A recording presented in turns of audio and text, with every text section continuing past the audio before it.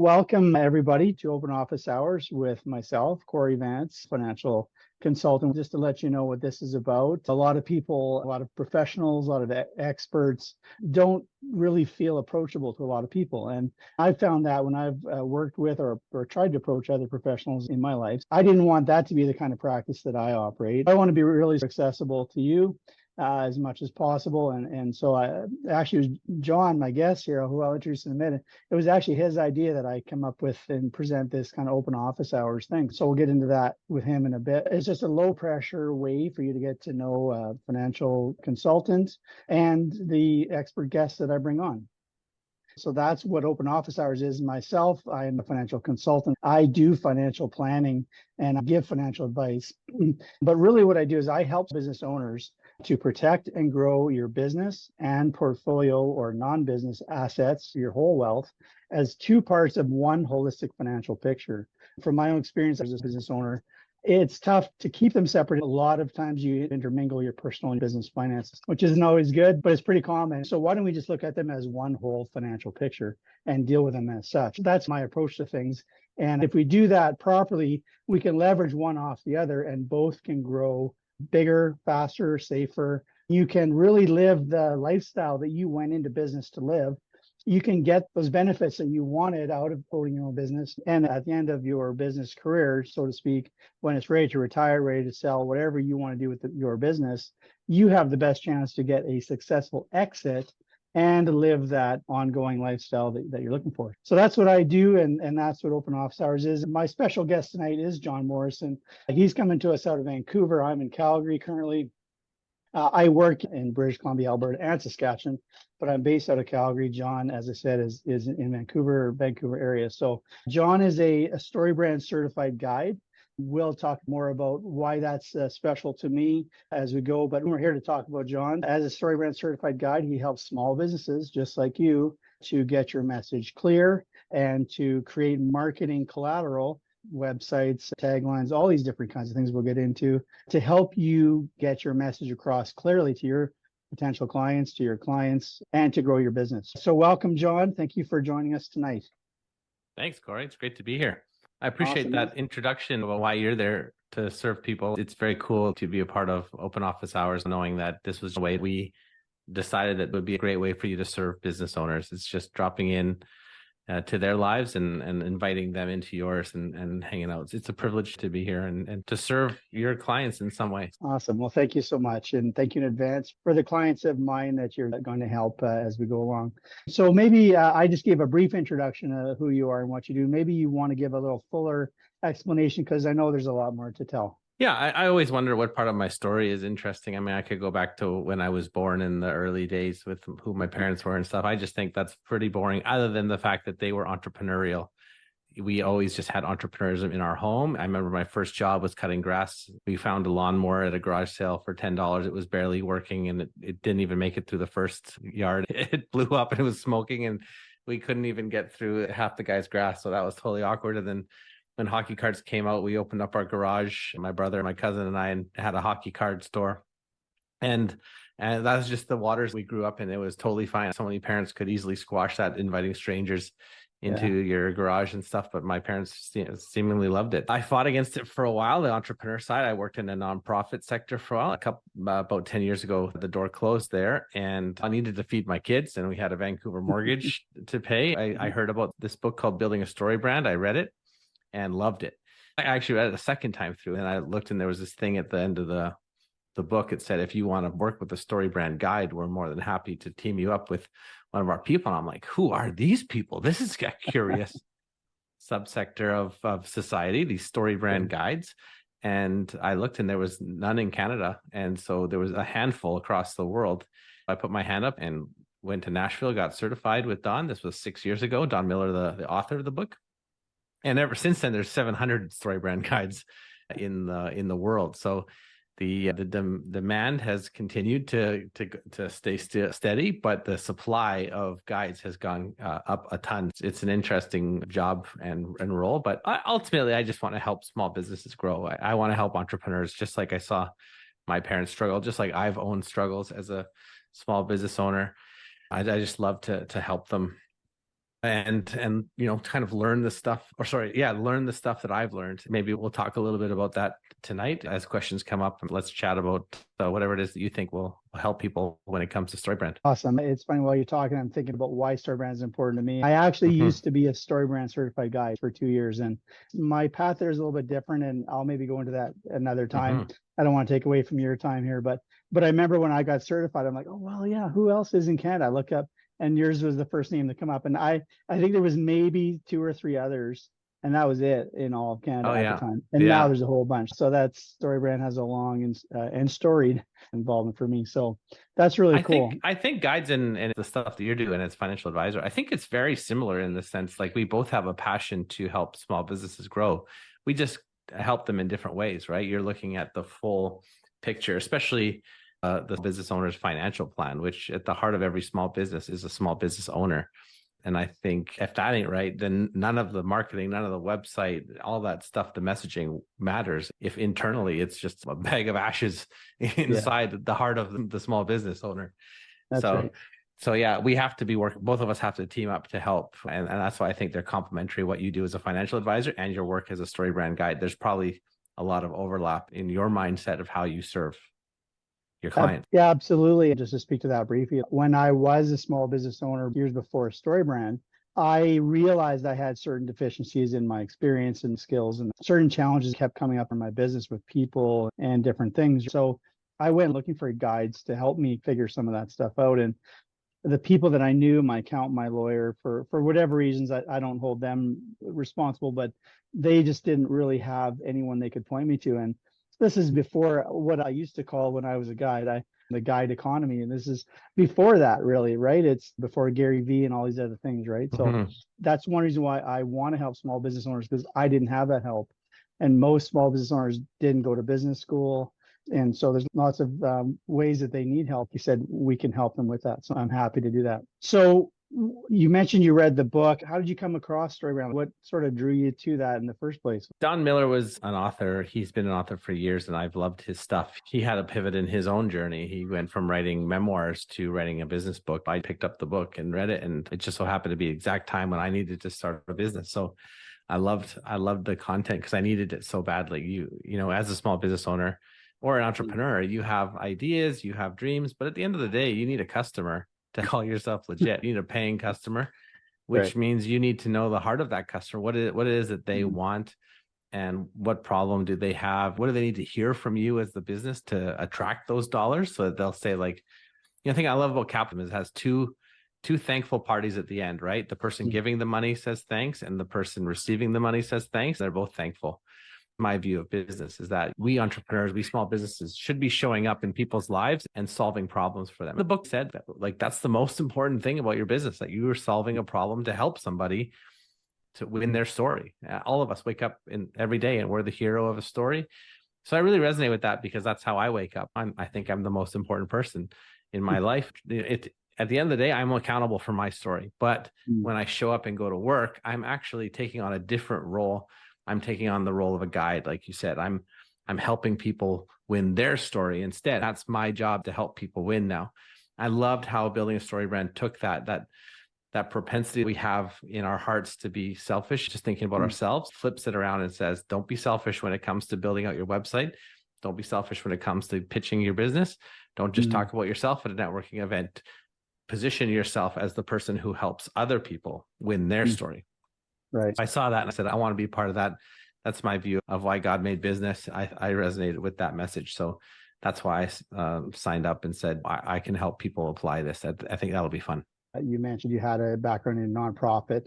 That's really a service or servant sort of role, right? Or bent towards your career. I'm sure that seems to have naturally taken a step forward 100%. For you in that sense. So for many people, they don't know the StoryBrand. You mentioned the book. The book is called Building a StoryBrand, if I'm not mistaken. Yep. And really, it's around the idea of you apply the principles of story to your business, and that helps people understand it, because everyone understands what a story is, right? We all love movies or books or both. Don has created a step-by-step framework for how to talk about your business in a story format. He calls it a StoryBrand framework. What is there one part of that that's really kind of sticks out most to you in terms of its impact on helping businesses to make that transition into speaking more clearly about their business? Great question. Because yeah, if it's that first one, if you get that right, then the whole thing will flow. And what I mean by that is if you get that, like who's the main character of the story, you got to get that right. When people understand that they're not to be the main character of their business story, but the customer is the main character, then we ask that question, well, what's that customer like? Like, who is that person? Is it all people? Are you trying to go after all 8 billion people on planet Earth? That's too big. You need to make it smaller and as small as possible, actually, without realizing that like maybe you're only selling to your mom or your kids or something, right? You need to have Sure. a market there. But I love the idea that we need to think of who is our niche, our target audience, because when you can speak clearly to them, you can get their attention. The reason why I learned that is because I was actually able to create and exit a company based on just focusing on a very clearly defined niche. And it wasn't one that I pursued. I was just pulled into it. So I'll maybe share a little bit of the story because it's after hours. Here we are. Sure. When I first became a StoryBrand guide, I created a Facebook group, and there was a group of people that just signed up right away. I guess they were looking for a freebie. That's why people join Facebook groups, right? They want a free version of some paid option. And so they wanted free advice, and I was willing to give it because I was energetic and wanting to help as many people as possible. So this chiropractor from Colorado, he joins, he sees me interacting with people, helping them with their one-liner, helping them with their website, giving feedback on how they're applying StoryBrand. He's like, hey, I'm a part of a mastermind group. Would you mind joining the group? I was like, sure, I'll help out. And he goes, how much do you charge? I'm like, you know what? I'm just starting with this. I don't even know if I'd be able to help you guys enough, but I'll just join for free. Like, it's just a Zoom call. I have to walk across the room to do it. Sure. And so on the call were these 10 guys, and I just kind of was talking to them about what we're talking about tonight, about how your patient is the hero of the story. The doctor's not the hero. And they loved it.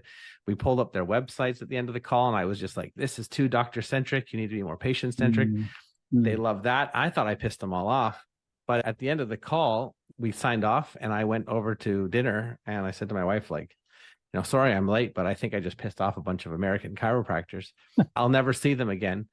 So sure enough, I get a call the next day from one of them saying, hey, I have a 10,000 person Facebook group. Would you mind being a part of this group? We have a podcast. Would you be a guest on the podcast? Another one said, I have a podcast too about chiropractic marketing. I think we'd like to talk about StoryBrand. Another one said, we do clinic gyms.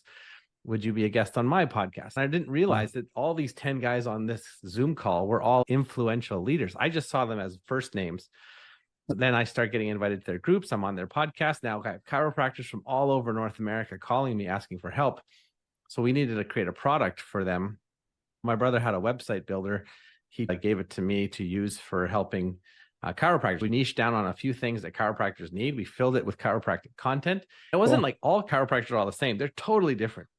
We just picked this one subset. I happen to think that they're the good guys. And we just started helping them. And then we got a strategic partner who started referring us to chiropractors. We grew the thing and then sold it last year. We were able to start and scale this business and then sell the business based on a clearly defined audience. It was only because we knew who that audience was. We knew who the hero of the story was. And we knew the problems that they had. We knew how to overcome those problems. Website creation was easy. Marketing, we knew which conferences to go to. We knew which podcasts to sponsor. We knew exactly where to go to show up, to be in front of these people. If we didn't have that clarity, we'd be completely blind trying to go to every conference, speak on every podcast, you know, just trying the shotgun approach. And it just doesn't work that way. You need to have a clearly defined niche so that you can solve the same problem in the same way to reach more people and then scale the thing. So that's why StoryBrand was so helpful for me, was because we knew exactly who the hero of the story was, and we could just talk to them and build a business around them. I appreciate that a lot. And that's one of the reasons why I wanted to work with you and have you as one of my trusted partner experts. While you may or may not know this, and the viewers may or may not know this, about 90% of businesses do not get what's called a successful exit. So either the owner gets sick or dies, or just is tired and wants to quit the business, wants to retire, and they don't get to really sell the business for anything. They might sell some assets, they might sell the building, but 9 out of 10 do not get to actually sell their business when they're done. That's really sad. I mentioned I was in business and I had some challenges I had some really great successes. I made a lot of money in that business, but I did not have a successful exit. And that's on me. My issue wasn't not knowing who my client was, because my client was generally older people who needed a hearing aid. That was pretty simple for me. But my issues were cash flow, budgeting, managing people, and all these other things. I say that to say that, it's really getting your story, getting your marketing, getting your client really clear on who you're speaking to. They're Yeah. all little parts of what goes into a successful business. I really appreciate what you have to offer to people to help them run their business successfully, grow it, but you've been through an exit. So you can speak to that when it comes time with them as well. That's really fantastic. Now, I did want to touch on one thing, because it's easy to get, we know the lingo, and it's easy to get just rolling and kind of forget that other people don't. You mentioned something called a one-liner. Maybe you can just briefly explain what that is for people so that they know what you're talking about. Yeah. I mean, maybe a crass way to talk about a one-liner is, what if Elon Musk was to come up to you and say, hey, the first tweet from X, right, his new version of Twitter, right? He holds his phone open and says, you get to do the first tweet about your business on this new branded platform called X. We all know it's still Twitter, but it's called X. And he offers you that opportunity. And you can say anything, but you only have around 250 characters. And this is an opportunity of a lifetime. But if you flub that, this is a huge missed opportunity. And do you have anything ready? It's maybe not going to happen that Elon Musk will give you that opportunity, but every email we send, we have the opportunity to give a little one-liner. On our website, we have an opportunity to give a little one-liner. On our signage, we can give a one-liner. And this is just an easy way to talk about what you do in a way that people say, okay, I think I get what these guys do. From one of my companies, Get Clear, we just say marketing that helps you reach more customers and grow your business. These guys are marketing consultants. They're going to help you reach more customers and grow your business. And that's what the company does. Right? So that's just one way. That's just one example. Yours would be create a sellable business that funds your lifestyle through your lifetime. I totally get it, right? I know exactly what it is that you do, or at least the outcome that you offer and the way you're going to get there. That's essentially what a one-liner is.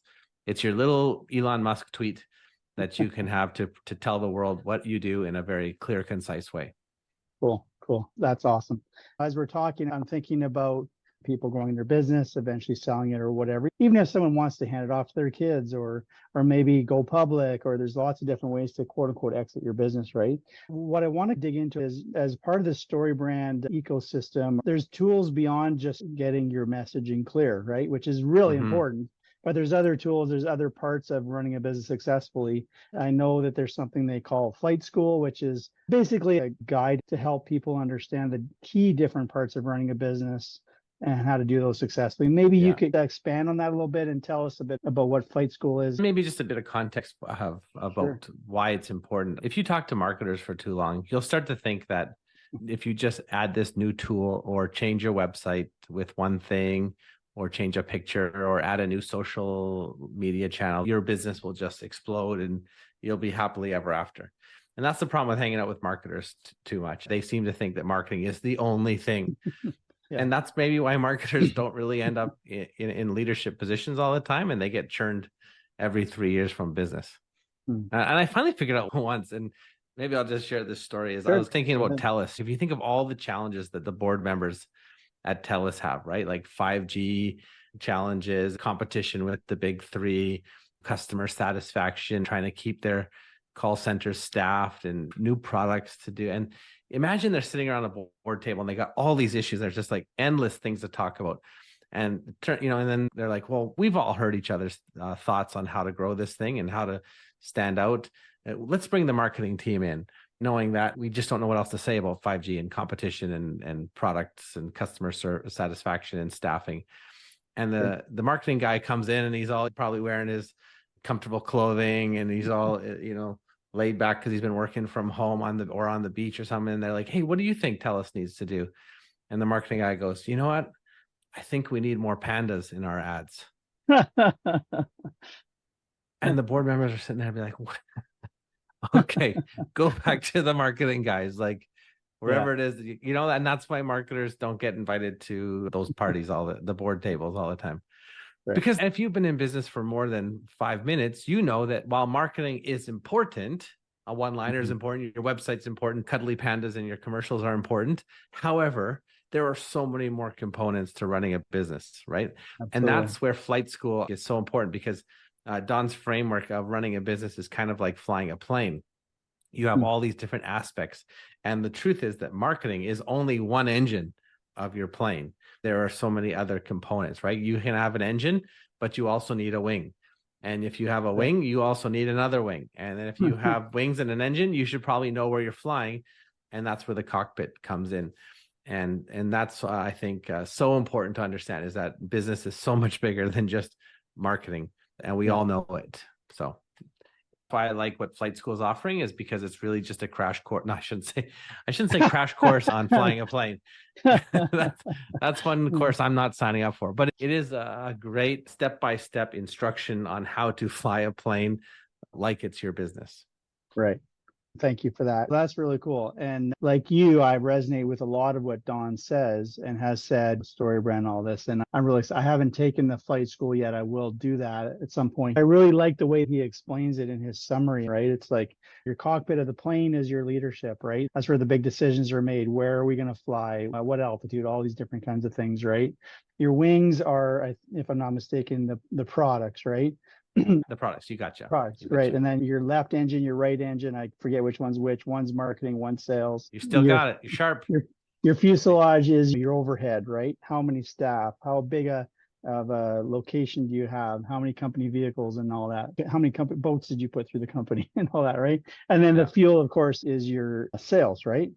Yeah. Fuel sales. Yeah, right. So all these have a place, and they all got to be in like sales, but cash flow. Making sure you have cash and having a system, which is great for you as a financial advisor, right? Like helping people monitor, like, how much do I keep in the company? How much do I keep aside for taxes? How much do I keep aside for long-term investment opportunities that come up? Absolutely. And how much should we pay ourselves, right? Those are things that you help your clients with, because it's an essential part of running a business. If you try to fly a plane with no fuel, just like trying to run a business with no cash, it's not going to go anywhere. Absolutely. Yeah. And so all these together, it makes a lot of sense, right? In terms of, if you don't have enough fuel, you're not going to get off the ground. If the body of the airplane's too big, right, you're not going to get off the ground, or you're going to, crash 100 meters down the runway. So all these things have to be in proportion. Most people haven't gone to business schools. So this gives people a really simple way to look at how to run their business in these different critical areas. There may be other things that they need to deal with, like legal isn't in there and other things like that, whatever. But these are the 6 key things of running a business that you got to get fairly well in order to be successful and hope to get to that eventual successful sale of the business. So that's really cool.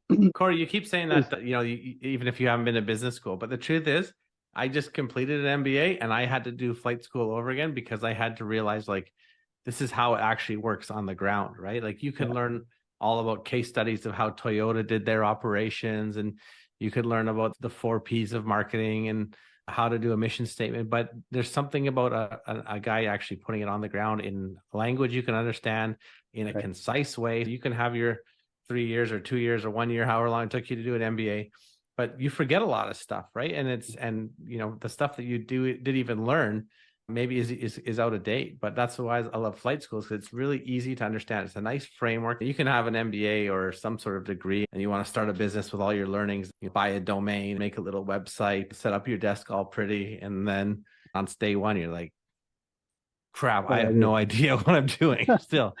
So I love the action steps that it takes. So it's not just the theory. It's like there's worksheets attached, and you actually have to write it all down and go through a system. And that's what an MBA just doesn't help you with. Right. And I'm glad you say that. I haven't been to business school yet. I probably will at some point, only because it's part of my advancement in my career. But I don't think having an MBA is a requirement to being successful in business. There's lots of people who haven't that are very successful. Say it actually hurts you.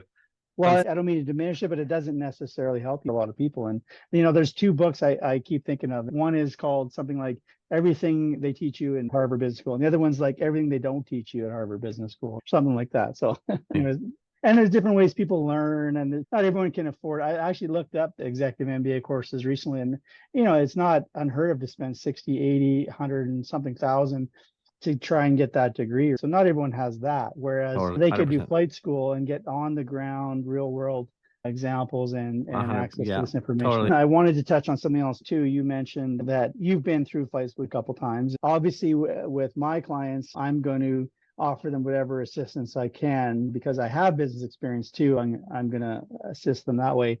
But you've offered to anyone that takes the flight school through your link, and we'll post that in a bit. You'll give them some coaching along with that in terms of helping them through that program. Is there anything more you can say about that to help people understand what they get into there? Yeah, I would say it's essential to have somebody helping you. And the thing about flight school too is that they're going to open you up to a community. So Don himself will do a presentation every couple months or whatever, and then there's a weekly call where you can just jump in and say, "This is what I'm struggling with." Business leaders all over North America will say, "Yeah, me too." Some of the most comforting words in business are "me too," right? From other people. So you're going to be a part of a network, and there's the online component that goes on throughout the week. There's the accountability, but just as an extra thing, just because they have compensated me if I'm able to send somebody to flight school. And so I just want to pass on some of that value back to your people and offer coaching calls. I'll talk with you before to make sure you get the right start. And then I'll meet with people sometime in the middle if you're feeling frustrated or stuck or need a boost. I'm happy to do that as well for anyone that comes in through my link. Cool. And just so people know, I don't take a cut of that. That's 100% Jon and StoryBrand, and they both earned the right to get paid for that and compensated. And I'm happy to refer. I wouldn't refer you, my client or my prospect or my lead, to Jon or to StoryBrand if I wasn't absolutely convinced it was 100% worth every moment of your time and every penny you put into that. So I just want to make that clear up front. We're coming towards the end of our time together. We're not quite there yet, but there's lots to what you do and how you can help people be more successful in their business. Is there anything else you want particularly to speak to that I maybe didn't think to ask or that you really want to share? No, I mean, I think we've both expressed our heart for helping small businesses stay in the game. I think so many times when you're working hard, you forget that it's difficult at times. And sometimes you watch a social media post or something and think, oh, this should be so easy. But the truth is it's not. And we can help each other overcome some of the challenges because there is a great reward. I've seen it, I've tasted it, I've enjoyed it. And I want to help people get over some of those humps because the truth is, I remember going through some of the tough days and just being like, man, I feel like such a failure. I feel like such a failure. I'm not doing this right. I'm not growing this right. And then we sell a thing and everyone's like, you're an entrepreneur success story. I'm like, I literally don't remember a single day that I felt successful until you just said that because it just felt so difficult. Just to have people and a framework to go through. And that's the thing too, is we wake up every day and we feel like we're kind of faking it or just hoping that things will align for us that day. But hope is not a strategy. Absolutely. Right? It's just a feeling that you hope things get better. And they might if you apply the right strategy. So that's why I like flight school. I'm like you. I don't really just go out and promote anything unless I believe in it.